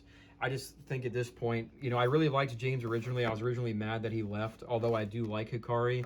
I was really happy he was back, and then he left again, and at that point I'm like, all right, this band just can't get their shit together. They've changed vocalists so many times. I'm kind of over it. And it's kind of, I think, the end of this band for me. I don't know if their new stuff's any good. Maybe it is good, and, you know, I'm missing out. But they've changed vocalists again, and after all that stuff, if all that stuff's true with them being really shitty with destroying hotel rooms, stuff like that, I don't really want to listen to them that much anyways. It's not the worst thing a band has done. It's just pretty cringe. But yeah, it sucks because Ocean 8 Alaska were once one of the, like, best metalcore bands that were out there. Very, very good band. Of course, you have this EP, which again is it's gotten a lot rarer since I bought it. This EP is phenomenal with songs like I the Creator, Hunting Season, To Catch a Flame, X-Ray Eyes. The whole EP is great. This is also a deluxe EP, so it has some of the bonus songs on here from their one of their singles, Clocks and Taming Lions, which Clocks is like one of their biggest songs. That's how I got into the band. Then it has the really great song No Strings as a bonus song, which isn't on streaming for some reason, but it's a really good song. I did not know this EP would end up being a lot more rare and valuable. I got this right before Lost Isles came out on the Density Records website because I was really into this EP, and then I guess it got sold out, and now it's a little bit more valuable. So I'm really glad to have this, especially because it's got the EP and the bonus songs on there. A really cool deal there. You know, I got into them. I was really hyped for Lost Isles to come out. They signed with Fearless Records, put out the single Blood Brothers, which I liked. And then Lost Isles came out, and it was just a fantastic debut. One of the best like debut metalcore albums of like the modern era. Honestly, bordering on like mathcore. Their sounds really like frenetic and chaotic sounding, which I really like, especially on songs like Part of Something and Blood Brothers. And you got really heavy songs like High Horse. Downsides and Floorboards are really good. The last song, Mirage, is really good. This whole album is really good. I was really into this when it came out. I listened to it front to back the day it dropped. A lot of my friends were also into this album, so also the album cover is really cool. Just phenomenal debut. Despite being a metalcore band, they're one of the heavier ones. They have a heavier edge to them. So this album's really damn good. And then of course James left, and then the other James joined, and they made Hikari in 2017, which at first I was kind of iffy on. I was really mad that James left, the original James. I wasn't, because he was like a huge standout for me. And then the other James joined. They put out the song Covert, I believe it was, and I was like, it's kind of mid, not really that great. So when this album came out, I was originally not really about it. I was kind of mad that the vocalist left, but then I randomly gave it a chance and realized songs like Escapist and Honcho were really good songs. So then I went and listened to the whole album and ended up realizing, like, oh yeah, it's a different vocalist, but he is pretty good. And this also still sounds like Ocean, Alaska. Like, it still continues their very frenetic, like, mathcore-y sound. So despite having different vocalists on this one, I still really liked it. Ended up picking it up. And the other James, I like the original James more, but the James on this album, I do like his vocals. He's a pretty good vocalist too. They're pretty like neck and neck in terms of their harsh vocals. I think this James has slightly better clean vocals than the original James, but I like both of them. But yeah, the only album they did with this guy before he left, but it is a good album. I do respect it. And then, I was really, really hyped when the original James ended up rejoining. They put out the song Metamorph as a single, which was really good. And then this album came out and surprised me because sounds like James never left. He was, this is like peak Ocean, Alaska, really back to form. Some of their best songs to date, like Nova. Some of their heaviest songs too, like Plague Speech, which is heavy as hell. Same with like New Dawn. This is just a really great album. It sucks because James came back and put out this banger, and then he left again, and it kind of just shows how much potential they had with that band back in their original form. And now he's gone, so it sucks. At least we got this one more album with them, and it's a really good one. It just sucks that he's gone, but this was a good album to leave off on. Really great stuff on here, so I'm glad I got it. So yeah, Ocean, Alaska. I wish I got to see them with James, but it is what it is. At least I got all this stuff to remember them by. Great band. I hope the best for them. It's kind of sucks that all that stuff happened. But yeah, moving on, we're going to keep on with some more metalcore. A more like straight up metalcore band here. We have the album The Flood of Mice and Men. This is the deluxe reissue version that has 2 discs. Has an extra like 4 songs at the beginning of the album there. Of Mice and Men. More of a like popular, like I guess scene metalcore band, or at least they were. I'm not a huge Mice and Men guy. I really like this album because I like some of the more like nu metal influenced songs on here. And then the heavier songs, especially like Ohio's on Fire, Product of a Murderer, I'm a Monster. Austin Carlisle's vocals are a little iffy for me, but some of the heavier songs I think work, and like the guitarists are pretty good. They do follow the more like Rise Records core, like kind of softer metalcore sound in some regards, which is not my favorite, but I don't know. I like this album. I was really into it for a little bit, for a couple years. I haven't really heard much of their other stuff. I've heard a little bit of the album before this. Was the song Second and Sebring or something like that. That one's all right. I haven't listened to it all the way through, so I need to check it out again. And then, of course, they put out, they started becoming more like straight up nu metal with the album with like Bones Exposed on it. I think it's called Restoring Force. I haven't heard that album either. Mice and Men's a band I was like really casually into. This is really the only album I was like pretty into by them. And it is a good album. I'm glad I have it. But of course, they ended up, I was really only into this album. It was like the only one I was into. And then, I can't remember, it was like 2016 or something like that. They were starting to promote their newest album, Cold World, and it was starting to be a lot more of like a nu metal album, kind of continuing Restoring Force. They put out the single Pain, which I actually really liked that song. It was like one of their more nu metal songs, and I really liked it. It got me excited for the album, Cold World, I think it's called. Then it came out, and I was kind of disappointed. Pain was really one of the only standout songs on there. The rest of the album just wasn't that great for me at the time. So I ended up not picking it up, not really listening to it that much. To this day, The Flood is really the only thing from Mice and Men that I'm super into. And then Austin Carlisle, you know, left the band and started saying a bunch of stupid shit on Twitter, stuff like that. They got then the new vocalist, I think he was originally the guy from Jamie's Elsewhere, joined. I haven't heard any stuff with him. I've heard it's pretty good, and I do like some of Jamie Elsewhere's old stuff, so I think that's how you say that band's name. But yeah, I just haven't checked it out. This is not really a band that's on my radar that much. Maybe I'm missing out. I'll have to go back and check them out, but the Flood's really the only thing I'm into from them.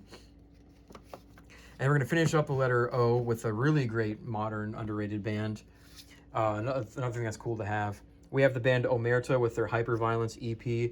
This is like a limited edition release that's in this like cardboard sleeve, which kind of sucks. But overall, I'm just glad to have this on CD. They're a really great modern band. They're more like nu metal. This is kind of one of those modern nu metal bands that like kind of borders metalcore, but they are pretty straight up nu metal at a lot of parts. And they're just really fucking good. Really good band. If there's any modern nu metal band that I could say is the closest to replicating that like self-titled like Iowa era Slipknot sound, it's probably this band. A lot of songs on here just remind me of older Slipknot. Some really heavy stuff. You got the rapping parts, some of the breakdown stuff. This is just fantastic EP. Really good nu metal. Every song on here is honestly pretty fire. So yeah, Omerta is a really great, underrated, modern nu metal band. I don't think they've put out an album yet. I believe they put out a couple singles recently that are not bad, but this is like their only full release right now. And it's just really good. I ended up getting this when they dropped the limited edition release of it. My roommate, Marcos, his brother, Alex, got me this as like a birthday gift, which is really cool. So shout out, Alex. Yeah, but great EP. I'm really glad to have it. Despite it being a cardboard sleeve, I'm just glad to have this on CD. Also, I mentioned this in my first part, I believe. I saw From Joy and Omerta live at the same show with a bunch of other bands like Orthodox and Mugshot, I believe. And Omerta were probably like the best band of that night. Their performance was really good. Like great charisma, great stage presence, really high energy. They are one of the best live bands I've seen in a really long time. So definitely check out Omerta live if you can. Get into this band. They're really good. They definitely deserve the hype. They're just phenomenal live. Like one of the best live shows I've seen was this band. So yeah, really like Omerta. Really want to check out their other stuff. I hope they put out a full album soon because this stuff is really good. Oh, I'm putting that in the wrong spot.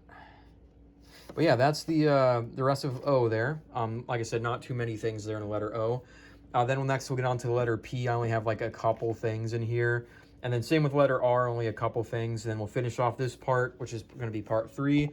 We'll get into part 4, which will probably just be the last part I do, going through S all the way to the end here. Part 4 will probably be the last one I have, but this will be the end of part 3 once I get through P and R here. So we'll go ahead and get into those letters there, and then we'll go ahead and wrap out this third part of my series. All right, moving on to the letter P, we have Papa Roach with Infest, and then we have Crooked Teeth. This is the 2 CD deluxe edition with a couple bonus tracks, and I believe a bonus DVD on there. But yeah, Papa Roach.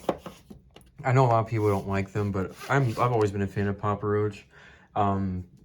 This album here, Infest, which is actually not their first album. A lot of people think it is. They had an album come out before this independently or on their own label. I believe it's called like Old Friends from Younger Years, something of that sort. It's actually really good. It's their heaviest album and like definitely their most nu metal one by far. It's unfortunately really rare on CD, but I would love to have that. That's like one of my grails for sure because it's a great album. But this album, Infest, which is like considered their proper first album, is pretty good too. Like it's up there. This album is mostly known for Last Resort being like a huge song, and that is a good track, but I feel like it overshadows the rest of the album for a lot of people because this album is actually really good. Like the rest of the songs on here besides Last Resort are actually really good. The title track's good. Between Angels and Insects, I think is an even better single than Last Resort. Same with Broken Home. Songs like Binge, Snakes, Revenge, Blood Brothers, which was in, I believe, Tony Hawk game. Infest is just actually a really good album. Like, I think it's one of those albums where the single is so big that that's all people refer to with this album, but the whole rest of the album is really, really good. I think Last Resort might be one of the weakest tracks on here, actually. But this album is just really good stuff. It was their only proper full-on nu metal album before they started to kind of... Their album after this, Love Hate Tragedy, is a little nu metal-ish, but it's starting to kind of get away from it a little bit. Then they completely abandoned it. You know, they would end up going more like as a straight up rock band for a while. And their rock stuff's not bad. I'm trying to get this back in with that Omerta CD right behind it. Papa Roach's rock stuff's not bad. Like, I do like some of the songs on Getting Away with Murder. The title track's obviously, like, iconic, like a nostalgic song for me. Same with Scars. And then songs like Not Listening, which was in the Flat Out 2 soundtrack, is also pretty good. But the rock stuff, I just haven't heard all of it. Like, there's a decent amount of albums from them I haven't heard. But then in 2017, they ended up putting out Crooked Teeth, and I was randomly interested in this. I think I was like intentionally looking for new music or something like that, like artists that I already know putting out new music. And I had heard the title track, which actually was like, this album, they kind of went back into the new metal sound a little bit, not all the way. It's definitely still more of like an alt rock, alt metal album, but and there is some more generic kind of radio rock tracks on here, but this album's actually pretty good. The title track, like I said, is a little bit more new metal. I think Help is one of their strongest singles. Even the song with M.D.C is not bad. Born for Greatness is more straight up rock song, but that one's not bad. Same with American Dreams. I'm not crazy about Periscope, but then the bonus tracks like Nothing and Bleeding Through are really good. And the song Chromatic's probably one of the best on here. Yeah, this album is really good. It's not like their best album by any means. I still prefer their older stuff, but this is a pretty solid, like, middle of the road album for them. They dive into the new metal, they like dip their toes into it a little bit, which is pretty cool. But yeah, not too bad. I do want more Papa Roach. Like I said, that old, I'm trying to get this back in here. It's hard because it's a 2 CD digipack thing. I might just have to move this real quick. Yeah, I'm going to probably get more Papa Roach. That old Friends from Younger Years album, if I ever could get my hands on it, I 100% would, because I really like that album. I'll probably get Love, Hate, Tragedy at some point. That one's pretty good too. And then Ego Trip, their newest album, is actually pretty decent as well. A lot of the singles are good. I'll have to listen to that album a little bit more, but there's probably gonna be more Papa Roach I get. That, like I said, that old Friends from Younger Years, their original, like, unknown album, I would 100% get that. That album I've been listening to a lot lately. So Papa Roach are honestly kind of underrated. I think they get too much hate. We'll move on to letter P here. We only got actually three more artists. We have this album, Two of a Crime, by the duo Perma. This is something I actually got for free. It's not a group I was aware of before I got this. This is on Equal Vision Records, right? Yeah. So I'm pretty sure this came with when I got Hail the Sun's Secret Wars EP with a shirt off their website. This CD came for free with it.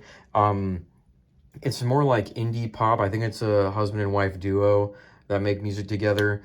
And it's a little like more indie pop. There's a little bit of like emo pop on there, but it's more like an indie pop thing. It's not really my thing. I haven't really listened to it all the way through. I just skimmed through it when I got the CD, and I thought it was okay. Like, it's not bad by any means. It's just doesn't seem like it would be my kind of thing. I'll maybe have to give it a full spin one day, and see if I like it. But it is cool to get free CDs. You know, it is a cool thing that labels do. I just haven't really listened. This is not, you know, I haven't really listened to this one. It's just not really my kind of style, what I'm looking for there.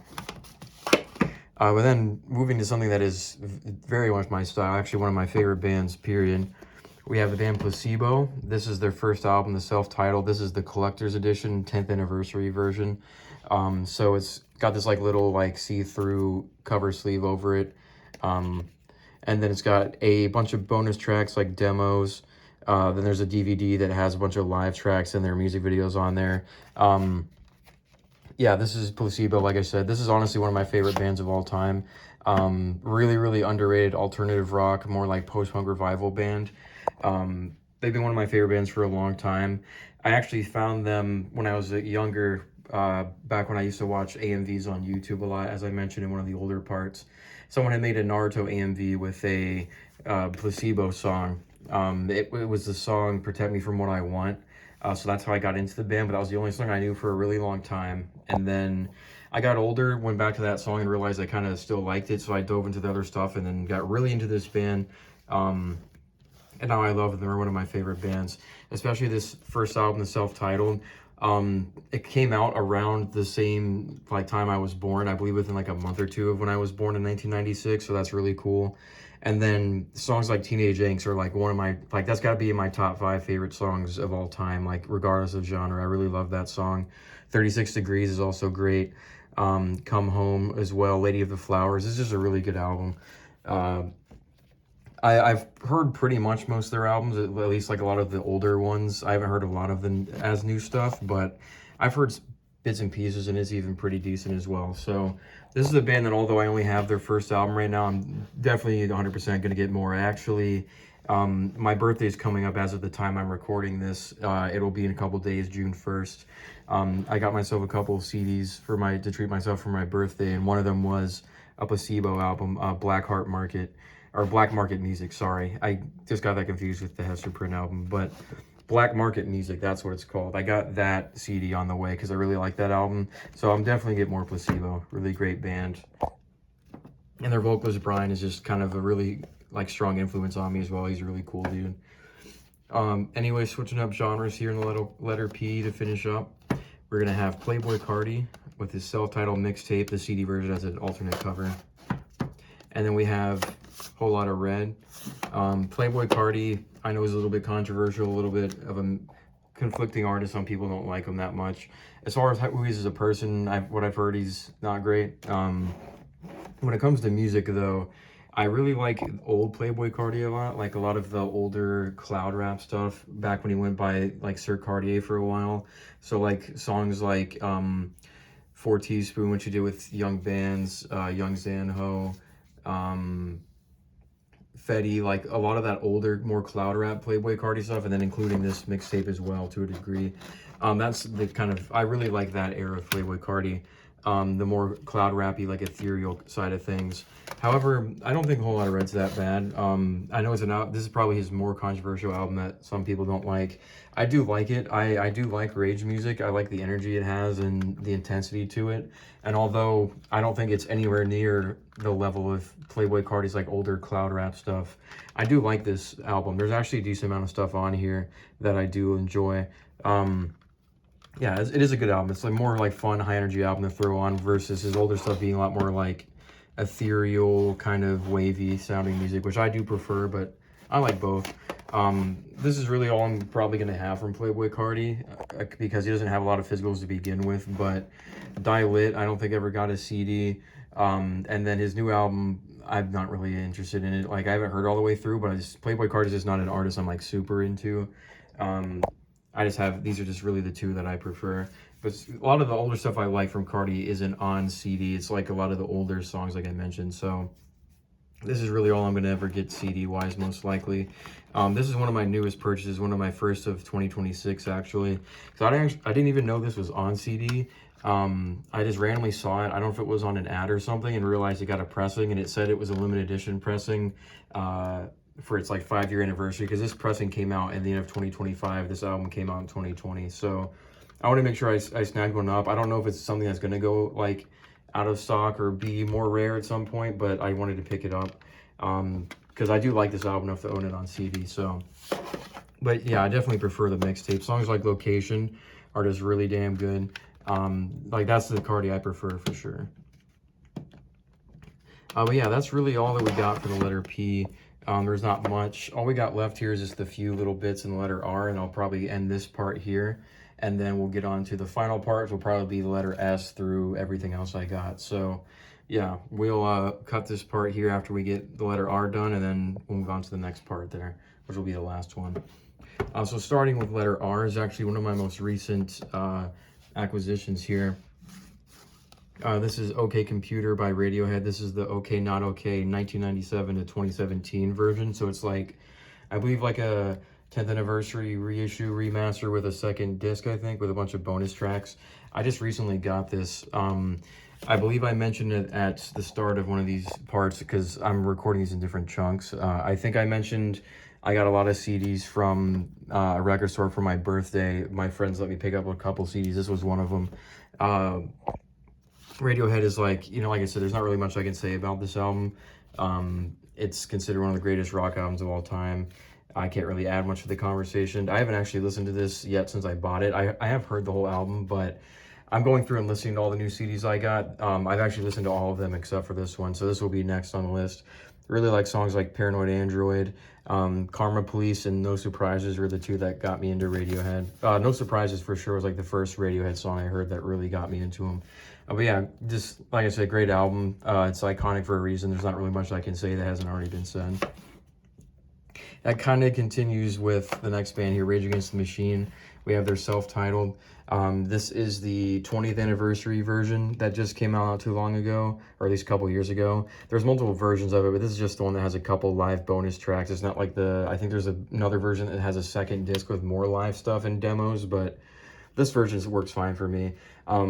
Yeah, like I said, Rage Against the Machine, this is like one of the most iconic metal albums of all time as well, for a reason. I love Rage Against the Machine. I've loved Rage Against the Machine since I was a kid. Of course, Killing the Name is iconic. Wake Up, which is in multiple video games I played growing up. I've always liked that song.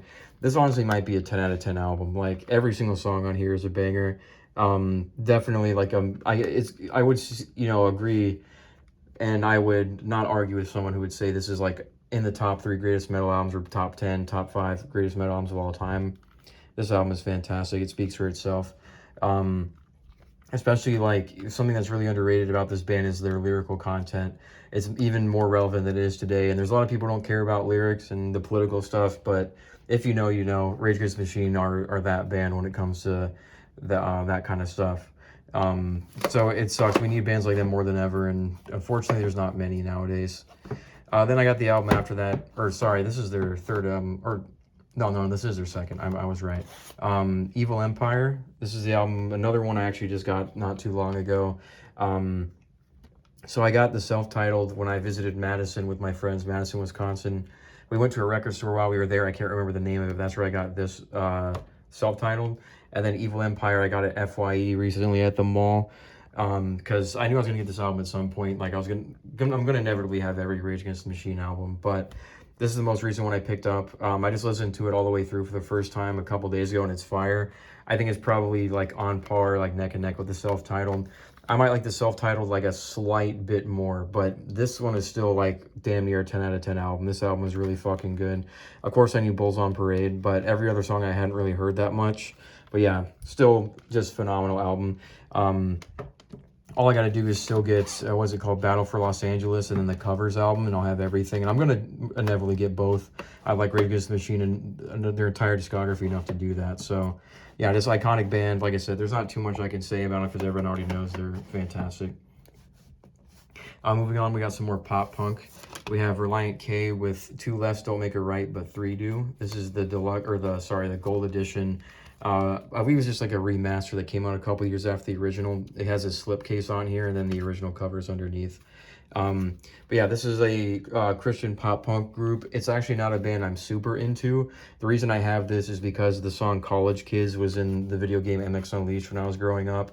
And I think I've mentioned that game once or twice throughout this series already. That's one of my favorite games of all time. A game I used to play the hell out of, this race around, drive around, listen to music, whether it be the in-game soundtrack, because it was really good, or my own songs, like music I would rip to my Xbox. But yeah, College Kids was one of the best songs on there.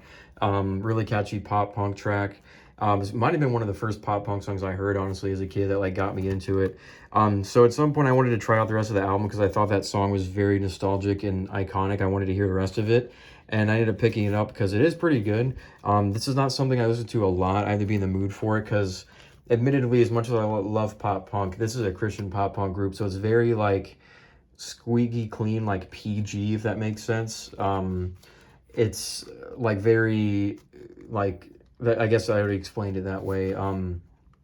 They're a Christian group, so there's no swearing. The like subject matter is really like about like high school and stuff like that. It's not really something I can relate to as much as someone who's about to be 30 years old, but the music itself is not bad. They're pretty catchy. College Kids is definitely still the best track, but some of the other songs on here, like Trademark's pretty good. Gibberish, I think, is a pretty good song too. Same with Falling Out. There's just some good songs on it. Not everything hits, but it's a decent pop punk album, like solid album here. I don't know if I'm ever gonna get anything else from this band, but you know, I got the album with College Kids on it. Great song. This album is decent, so not too much to complain about with that one. Just the lyrics, like I said, the lyrical themes are just not something I can relate to. Anyways, switching up completely here. The only Rings of Saturn album I have, which is Dinger here. This is actually one of the oldest CDs in my collection. I think it was my like 4th, maybe my 5th CD I got in this collection. I got this not too long after this album came out. I was still a really big deathcore kid when this album came out. I heard the whole thing on YouTube and was like initially blown away. Like, this is one of the craziest things I ever heard in my life. So I pretty much rushed to pick this up. And when I first got it, around the time it first came out, when I was a big deathcore kid, I was really into this album. I listened to songs like Faces Imploding, Fruitless Existence, Immaculate Order. I listened to those songs a lot. And I was really into this album for a while, but I'm not going to lie, the novelty kind of wore off for me. And at some point, I just started to think like this wasn't that crazy. I'm not saying it was bad. I still like it. But I don't know, it kind of wore off for me. It kind of lost its charm. The guitars, honestly, on some songs would be borderline annoying, like Hyperforms. The intro to that song is really annoying. It does kind of have a little bit of that like guitar wankery feel to it, where it seems like they're just, you know, jacking off of the guitar, for lack of a better way to explain it. People probably know what I mean by that. But their standout for me is the vocalist. I believe his name was Ian. Is that Ian Bearer, I believe? He's a crazy talented vocalist. I think he's an Angel Maker now. I believe he is. I can't know for sure, but yeah, this is like Rings of Saturn was never a band that was that crazy for me. I liked this album when it came out and then kind of wore off for me. I had to be in a specific mood to listen to it, and I just didn't really follow up with all their other albums, and all that controversy happened with everyone leaving. Now it's just, I guess, an instrumental band. This band was kind of overhyped for me. I don't say that lightly. I don't like calling bands overhyped, but I think this is one of those bands. They're genuinely talented. It's just, I don't know. It had its time and its place, and it didn't really like click for me very long. But there's still some songs I'll go back to every now and then, like the ones I mentioned, like Faces Imploding and Fruitless Existence, Immaculate Order. Those are like the 3 I'll probably go back to if I want to listen to this. But yeah, it's cool to have because I was really into it for a while, but just, I don't know, kind of lost its charm for me. And then we'll finish up a letter R in this part of the series here with a deathcore band I actually really like. We have Rose Funeral. We have The Resting Sonata, which is their 2nd album. And we have their 3rd album, Gates of Punishment, which I believe is still their most recent at the time of recording this. Yeah, Rose Funeral, really, really damn good deathcore band, really underrated. Honestly, kind of remind me of Carnifex. They're kind of on that level for me with their sound. Really great deathcore band. Resting Sonata is one of my favorite deathcore albums of all time. This album is just fantastic. A lot of really hard-hitting songs like God Demise, Remain in Dirt, Left to Rot, Embalming the Masses, Dawning the Resurrection, verse 2. There's like almost every song on here is a banger. Really great deathcore album. It's really edgy, but it's also, I don't know, it has that darkness and intensity to it, that anger to it, and I just really like it. And the vocalist that was on this album, I can't remember his name, but he was only on this one, studio album-wise, and I think he was my favorite. But then he left, and for this next album, The Gates of Punishment, I think it was the guitarist for the last album became the vocalist for this one, and it's pretty damn good too. Like, they're only like a little bit apart in terms of quality. I like Resting Sonata slightly more, but this one is still really damn good. Beyond the Entombed is actually the song that got me more into this band. And there's some other great songs like Enter Schism's really good. Malignant Amor, which has like the operatic vocal guest verse, is pretty cool. Yeah, Rose Funeral is a great band. I don't have their first album, Crucify, Kill, Rot. I've only heard a little bit of those songs, honestly. But I will probably go back and get it at some point. That was a little bit more rare of a CD, but I do like what I've heard, so I'll probably get it at some point. I know they ended up getting back together, and they've been putting out some singles. I've heard a couple of them are actually pretty good. And I think at this point, the vocalist of both these vocalists for these 2 albums are both in the band again. I think they're both doing vocals now. Or at least I think this guy is the vocalist again, and then the vocalist from this one is back on guitar. I can't remember. I think it's something along those lines, but it is really cool because this is a great band. I need to listen to the singles more often because if they put out another studio album, that'll be great because these 2 albums here are really good. Their studio albums was really good, so I wish they would make another one. I'm sure they will at some point. But yeah, Rose Funeral will close off this part of the video in the letter R. That'll be it for this part here. Again, we started through with the letter M and went to letter R for this one. Some cool stuff. We went through, you know, a lot of bigger bands in here, but this is where I'm going to call this part, and then we're going to do the 4th and most likely the final part, which we'll get into letter S and go all the way to the letter Z here. So we got about from here and then this whole row, and then this right here, and we'll be done. So I'll go ahead and cut this part off. I appreciate anyone who's been watching these in order, at least watched all of them, especially all the way through. I really appreciate it. You're the goats. But yeah, I'll see you guys in the next one, and we'll wrap this series up here. Take care.